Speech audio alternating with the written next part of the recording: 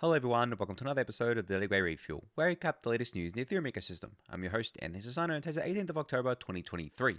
Right, everyone, let's get into it. So kicking us off today is some Ethereum core, Ethereum protocol related updates. First up is a new paper from Francesco and Luca Zanolini here, who both work as researchers at the Ethereum Foundation. Now, this paper is all about trying to expand the family of dynamically available consensus protocols with more practical ones, especially in the Ethereum context, to get better candidates for the available chain of a future single slot finality construction. Now, obviously, a lot of words in there, a lot of things that are very protocol related, and this paper is definitely going to be very, very technical, and really, I would only recommend it for people who understand kind of the technical side of Ethereum's consensus layer with regards to proof of stake here, because if you read this paper, you're probably not going to understand most of what it says. I mean, I wouldn't understand most of what it says. It'll go right over my head. But the reason I wanted to highlight it is because it's good to see and interesting to see that there's still a lot of research being done into Ethereum's consensus model. And it's not just like we,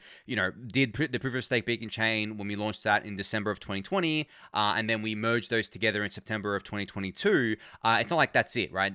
There's more to it than that. We're gradually going to be upgrading the consensus protocol of Ethereum proof of stake in order to harden it, make it more secure, and get it ready, or at least kind of like make it compatible with future major upgrades like single slot finality and SSLE, which is the secret leader election as well, and a bunch of other things like PBS and stuff like that. Like all of this is basically working together to make the consensus mechanism as hardened as possible. Now, the funny thing about this is that as it exists today, besides maybe the fact that having too many validators can cause instability on the network, I think Ethereum's proof of stake consensus mechanism is already really robust and really good. But the point of a lot of these upgrades is to basically get that last, 5 to 10% out of it. Like if you could say right now that, okay, well, the current iteration is 90% of the way there to what we want, then the last 5 to 10% are going to take the longest because they're hard to do, but they definitely add a lot to the chain itself in terms of stability and security, and hardening it, and also making it more resilient and reliable for the long term. Because as you guys know, the Ethereum network is being built to last centuries. Like I've mentioned this before. I know that might sound a little bit funny to maybe people who haven't heard it before, but these networks are not meant to be built for like 10 years and then we move on to the next thing. No, they're meant to last for centuries, if not thousands of years potentially, right? And could you imagine being able to make something like that lasts for that long? And whenever I think about it in those terms, maybe this is just a little bit of a detour here, but whenever I think about it in those terms, I think about it like all the architecture that was made 1,000 years ago or thousands of years ago that still exists today, right? Yes, it's obviously been weathered, over time, and there's parts of it that have needed to be restored and things like that over time. But really, when you look back at things like the pyramids and the great cathedrals and just old buildings in places that have been around for thousands of years, obviously not in Australia. Like in Australia, we don't really have much of that. The oldest buildings aren't that old in Australia compared to places obviously like Europe and other places around the world where they've got like really, really old buildings there, obviously the pyramids in Egypt and things like that as well. When you think of it like that, that's the way I think about Ethereum, and that's why I think about public blockchains that are being built for that purpose, where they want to survive for a very long time, but in terms of obviously crypto networks, they also want to thrive. It's not like we were going to build Ethereum today and then ossify it right now, and then Ethereum can just be like this relic that is left there for people to discover in 1,000 years. No, we would love, ideally, for the network to run as long as humanly possible. Maybe it only runs 100 years and then humans wipe themselves out, right? That's fine. Like for me, I'd love to see, I'm not going to live to see it, but I'd love to kind of think about the prospect of Ethereum as a network surviving and thriving for potentially thousands of years, right? And maybe potentially one day becoming a multi-planetary network, because you could expect that not even 1,000 years, but like over the next 100 years, say, we could be colonizing other planets in our solar system. And if we're doing that, then you could imagine a world in which Ethereum becomes a multi-planetary network. I don't know how the technicals of that would work, because obviously you're limited by the speed of light, right? And obviously information takes a while to travel across even our solar system, but I reckon you could still make it work, right? In some way, you could do relays. You could basically do deferred block proposing. It remains to be seen what that would look like, but I'd like to imagine a future where humanity is a multiplanetary species, and Ethereum is still able to provide value to humanity in some way in that world, and then potentially last for thousands of years there, or until humans wipe themselves out, whichever comes first, right? But that is a massive detour from what I was highlighting here with this paper. But again, like all of these kind of things that are being built and being done to make Ethereum more resilient and more reliable and give it more longevity is exactly for that purpose, really. And most people probably don't think about this when they're building Ethereum, but at the end of the day, I think that having that as like the ultimate North Star goal is like, let's build this thing to be as robust as possible, to survive for as long as possible. Then we can start dreaming about the fact that, oh, wow, this could potentially last for hundreds, if not thousands of years. It could potentially last for as long as humanity lasts for, and even become multiplanetary one day. That sort of stuff really gets me excited, even though, as I said, that I'm most likely not going to be alive to see it. I say most likely because who knows? I'm 31 now, expected life expectancy of what, like 85 or something like that, 83, 84. So another 50 odd years of life left. In those 50 years, maybe they discover a way to make everyone immortal or reverse aging or pause aging. We're actually not that far away from it if you've looked at the research. And by not that far away, I mean it probably a few decades out, but it's conceivable that it could happen in my lifetime, and I'd definitely be for that. I know there's a lot of philosophical discussions around that, but even if I'm not, I just like the idea of that. I like the idea of something like this being built to last for a very, very, very long time there. But anyway, I'm going to move on from that one because I'm getting into weird philosophical stuff there. MigaLabs has published a new website today called monitoreth.io. So on this website, you can monitor various different metrics around both beacon nodes and beacon validators. So beacon chain nodes and validators here. So if we click into the beacon node section here, I can actually show you what this looks like. So once it loads up here and you scroll down, you can see things like client diversity and the total number of clients right now. So Miga claims there are 12,940 clients or beacon nodes on the network, and you can see what the client diversity looks like of this, with obviously Prism and Lighthouse being basically equivalent, and the rest of the clients being a smaller share here. And this actually applies just to get the consensus layer right now. And then you can scroll down, you can see node hosting distribution. It says 32% is residential, 39% is cloud, and 28% is unknown. And you can keep going down. I'm not going to read out all the stats here, but you can look at the architecture distribution. What architecture is it running on? What client OS is it? Sorry, what operating system is it running on? What client diversity looks like over time, the active nodes over time, a geographical distribution of validators, which is obviously very important, RTT distribution, so latency distribution, which is RTT stands for round trip time. More stats here. I'm not going to read them out. I'm just scrolling down here, but you can go check these out for yourself. I'll link it in the YouTube description below. But great to see another website live now that monitors all of this stuff, because I think in the past we've relied on really two websites for this stuff: clientdiversity.info, which sources data from various different sources, and ethernodes.org, which honestly, ethernodes.org, I mean, it's definitely not the best site out there. And the reason why is because its numbers are traditionally very different to what you'll see on other websites, especially around the number of clients that are online. Now, obviously, we're never going to get 100% accurate data about not just, I guess, like clients online, but any kind of stats around clients and full nodes and things like that. But I have seen, I think, 2 or 3 sources now claiming that we have at least over 10,000 full nodes on the network, which is great, right? Like, obviously we want more. We want as much as possible. But I think that, as I've said before, it's not just about the number of full nodes on the network. It's also about how easy it is to spin up one, because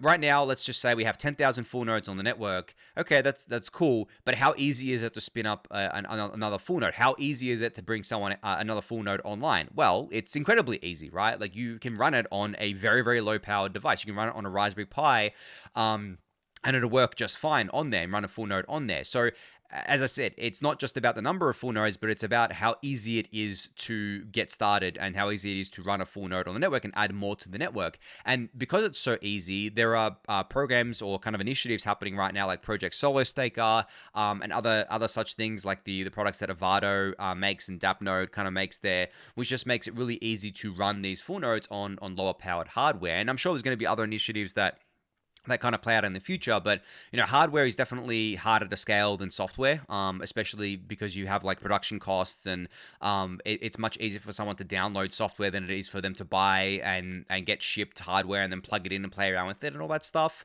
But yeah, the dream is to just have as many full nodes as possible, and distributed widely as well. As you can see from the geographic distribution, that's actually not an issue right now. Obviously it's heavy in the US here, but according to this graphic, Australia actually bats above the average, which is really, really cool to see. Not above US, of course, but above the average of other kind of countries out there. But you can see it's also heavy in a heavy concentration in Europe, and then the rest of the world has pretty decent representation as well, with some parts of the world not being as represented as others. But yeah, I think it all just depends. It's all still good, and it all shows that Ethereum's kind of full node distribution is very distributed right now geographically wise. So yeah, you can go check this out. I'll link it in the YouTube description below for you to do so.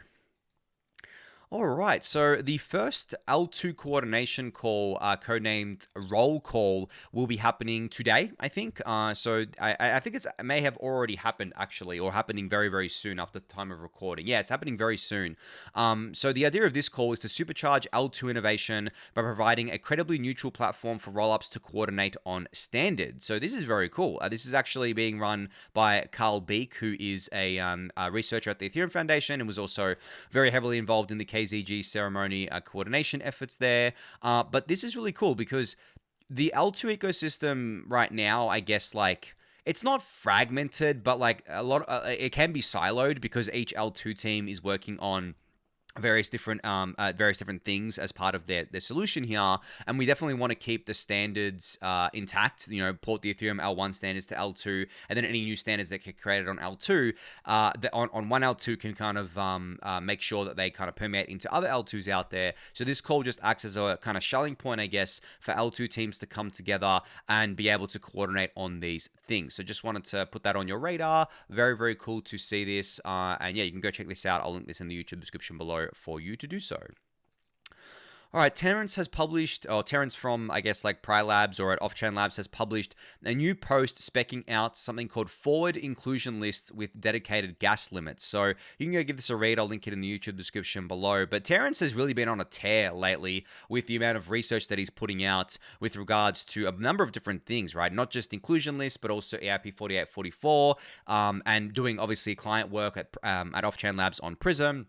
So much going on here, and it's not just Terence, of course. It's also the Pry Labs team doing a lot of this stuff as well, and a bunch of other researchers helping along. But it's great to see that that research is just on this stuff is just being pumped out, especially on inclusion list stuff, because inclusion list is one of the solutions to censorship on the Ethereum network, and we definitely want to make sure that we kind of keep the research up on this in order to get something implemented eventually, maybe over the next couple of years, to make sure that inclusion level censorship is a thing of the past, or at least it's kind of like overwhelmingly a thing of the past, and there's maybe small parts of the network that censor here and there. But really, that's what this work is all about here. So I just wanted to put this on your radar as well. You can go check this out for yourself. We'll link it in the YouTube description below for you to do so. All right, Rated.network has a new section on their website all about slashing on the Beacon chain. So you can see here at Rated.network/slashings. That's a bit of a mouthful to say. A bunch of different stats around slashings on the Ethereum network. Now, I think I've mentioned this before, but as you can see here, there has only been 299 validators slashed on the Ethereum network all time, right? So this goes back to all the way December 1st, 2020, Beacon chain genesis. Out of the, I guess, like, how many validators do we have right now? I'm going to get the exact number up so I can give some accurate information here. Out of the 863,000 validators, only 299 have been slashed in the entire kind of life cycle of the Beacon chain so far, or lifespan of the Beacon chain so far. And I would argue that almost all of these, I think, are accidental slashes, like double signing. They're not actually direct attacks. I think there are a couple that were attempted direct attacks, and some had to do with MEV and things like that. But yeah, the fact that like very, very few kind of validators have been slashed just speaks to the fact that it's actually really hard to get slashed unless you're doing something like to attack the network, or you've somehow run validator keys, or run the same validator key in two different places at the same time, and then you accidentally get slashed that way, it's incredibly hard to get slashed here. And I think that there was a misconception, or probably still is a misconception, around going offline on the network. When you go offline, or when your validator goes offline, you're not slashed. You suffer what's called the inactivity leak, which slowly bleeds out ETH. And obviously, the more validators that are offline, the more ETH gets bled out, because it's the quadratic inactivity leak kicks in. But just the normal inactivity leak is very, very forgiving, and it's not a slashing event, because when you get slashed, not only do you lose a portion of your ETH stake, you also get kicked out of the validator set. So you have to re-enter with a new validator. That old validator that you were using is no longer as part of the active validator set and has been kicked out for doing something wrong on the network. Whereas with the inactivity leak, it actually has to bleed out for quite a while. I can't remember the exact ETH amount it has to bleed out to before you actually get kicked out. But again, it's still not a slashing event. It is known as the inactivity leak, and usually you can get your validator back online way before you would bleed out enough ETH to be kicked out of the active validator set. Unless for some reason you have just not been paying attention and you don't care about your validator and you're just letting it kind of bleed out, which I think is a bit silly. But people do that, right? I think we do see that from time to time on the network. And you can kind of see how that plays out there. And there's a bunch more stats here, and they're actually showing like top operators by time slashed, so which operators have been slashed the most, and top operators by slashes reported. You can see here that Stake.us was the biggest slashing of all time at 91 slashes, and Launch Nodes was second at 20. So Stake.us definitely has a big lead there, and you can check out the rest of them for yourself. I'll link this in the YouTube description below for you to do so. But yeah, I mean, crazy to think that that number is so low, to be honest, considering how many people were like, slashing is I guess like a huge risk for staking, and I'm scared of getting slashed. When in reality, that's not the case. It hasn't materialized at all. And really, in terms of individuals getting slashed, I don't really think there's many individuals here that have gotten slashed. It's mostly been these staking providers. So the risk is even lower than that as an individual kind of solo staker here. And on top of that, the fact that slashing still exists regardless of this to punish the bad actors is a good thing, right? And it's a good thing that it's basically working as it's intended, where it's not kind of like hurting the good actors for the most part. Sometimes it is, but that's because the good actors have done something wrong on their own. It's just working as advertised here. So yeah, I'll link this in the YouTube description. You can go check it out for yourself. All right, Hildobby has made updates to his ETH staking dashboard on Dune Analytics here. So he says here he's added Diva staking commitments to his ETH staking dashboard. As you guys know, Diva is currently in pre-launch and he's doing a vampire attack on Lido. So you can see here where they're ranked on the amount of ETH staked in their pre-launch right now. So over 15,000 puts them at rank 34 right now. Still early days. We obviously hope to see them climb up the list there. But Hildobby explains that the first commitment type is Diva's ETH and ST-ETH, the early staker vaults, and activated solo validators can also signal their commitment on chain. And he's tracking those as well, and kind of like has a little bit of criteria here for tracking those. So yeah, I just wanted to point this out, that you can now track Diva's vampire attack on Hildobby's dashboard, which I'll link in the YouTube description below for you to check out. All right, speaking of staking, EigenLayer is running a contest to see which LSTs they're going to be accepting next for restaking. So they have a list of LSTs here that they're considering. I'm not going to read them all out, but you can see them on my screen here, and I'll link the tweet in the YouTube description below for you to check out as well. But there are actually more LSTs than I thought there were. But honestly, looking at this list, I think most of these are not going to be relevant long term. And in terms of the ones that I would want to see onboarded, it's kind of hard to say, because I would rather see the ones that at least have a plan to become decentralized LSTs be onboarded, something like Swell and Stakewise and Frax, rather than like Binance's LST, right? Because obviously Binance has no plans to become decentralized. I think Alluvial is a enterprise grade LST. Don't think they're going to decentralize. I think they send all of their stake to Figment or Coinbase. I think they use Coinbase, so don't think they're going to become a decentralized one there. I think Stater definitely is going to be decentralized, but I think Stater copies a lot of what Rocketpool already has going on, and RETH is already supported, by the way.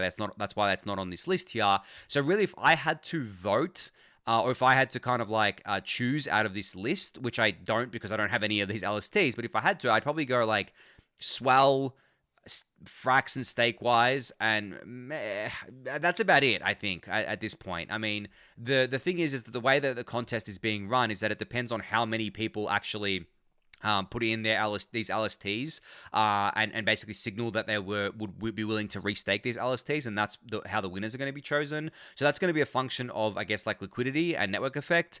Wrapped Beth here, Binance's LST, I think has the most liquidity out of all of these because it's Binance, but it remains to be seen if people actually want to use that within restaking, or if people are using that on chain, because you can imagine a lot of that wrapped Binance ETH here, the LST ETH, is probably belonging to people who are staking with Binance that don't even know that they have it, because or have it and they don't care to use it on chain. They're just keeping it on Binance as a way to maybe quickly exit their position if they wanted to. So yeah, anyway, as I said, I'll link this tweet thread in the YouTube description and you can go check it out for yourself.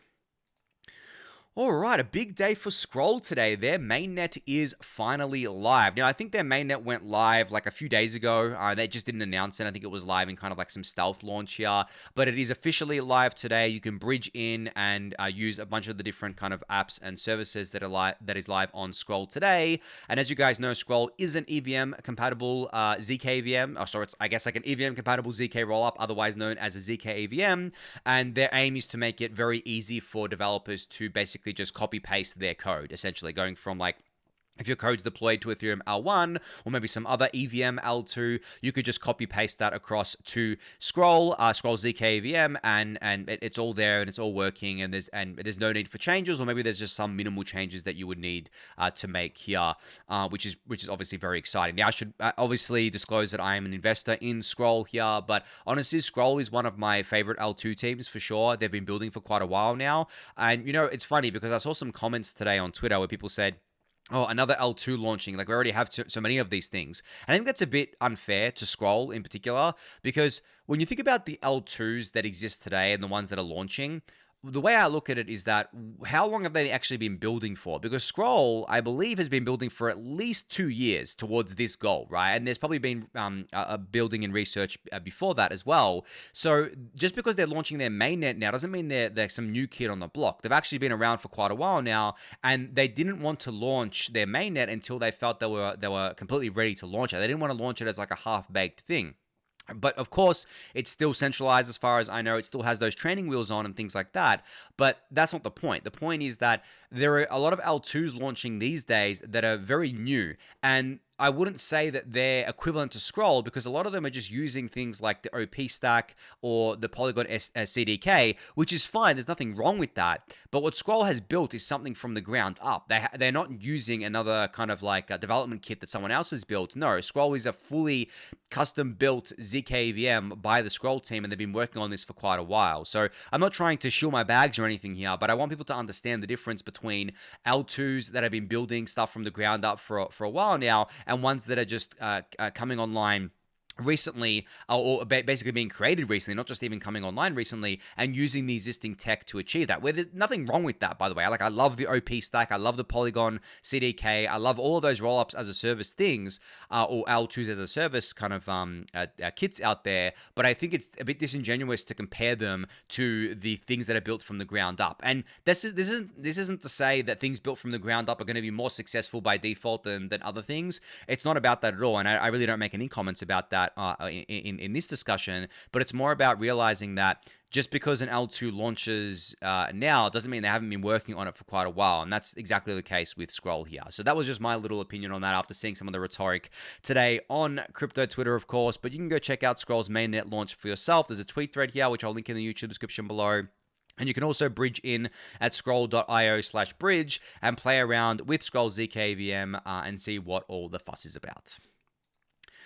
All right, speaking of layer 2s, I came across this Twitter account today, or I guess like this initiative today, called the Superchain Eco, which is a platform to accelerate the adoption and development of the OP Stack. The platform provides an ecosystem overview, guides, news, updates, and events about the Superchain and the OP Stack. So if you go to the superchain.eco, ECO, a website here, you can actually explore everything there is to explore about the Superchain. So you can explore the ecosystem, you can see all of the OP Stack chains that are currently being built or live, see what they're using, see their TVL, the projects that are built on them, the accounts that they have, links to social medias, things like that. There's an analytics page as well, I believe, which shows a bunch of different analytics for different things here, events and insights, and a bunch of other stuff all about the OP Stack Superchain here. So yeah, if you're interested in following along with the OP Stack and the Superchain, this would be your Bible going forward. So I'll link this in the YouTube description below for you to check out there. I think this is cool. I think that every L2 that has like a development kit, like as I said, Polygon CDK and stuff like that, should have a website like this just to keep people apprised of what's going on and make it easy for people to keep up to date with what's going on, because we've just seen an explosion. I mean, as I said, if you go to the ecosystem page here, there are 17 OP stack chains being tracked here. A few months ago, there was like 4 or 5 or something. So this stuff's moving really, really quickly. And I wouldn't be surprised to see this balloon to hundreds in the next couple of years, especially if we get like the bull market that I've been talking about.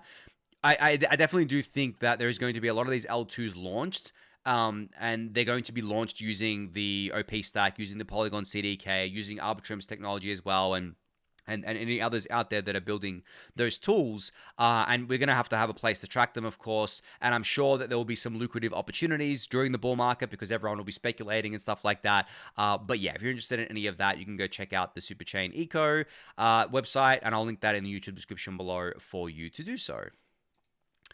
All right, so finally here we have new Farcaster channels now live on Farcaster. So some of these channels include things like a Gitcoin channel, an ENS channel, a on-chain gaming channel, ETH Staker channel, and much more here. And then the coolest thing about channels, for those of you who don't know, is that they allow you to basically look at tweets from different categories. So it's like an evolution of lists that you would see on Twitter, where instead of you having to curate it yourself, you can basically go to the channel and see what's going on. Now, I'm going to bring up Warpcast, which is a Farcaster client, on my screen for you just to see what this looks like. So if I bring this up and bring it over here, you can actually see on my screen what this currently looks like. So this is my kind of Farcaster feed here. So this is just my homepage. Then you got the trending page up here, and you got an all channels page. But if you click here on the left, so if I click into the Ethereum channel, for example, I can just sort discussions of what's happening in the Ethereum ecosystem, and people can post their casts to these channels here of what's happening within the Ethereum ecosystem specifically. If it wants to load, it's not loading for some reason. I don't know why it's not loading. Let me have a look. Let me disable my ad blocker. Maybe that's screwing with things. I'm just trying to bring this up right now. And there's also I guess like a Warpcast desktop client as well, which I'm currently using. Maybe that's interfering with what's going on here.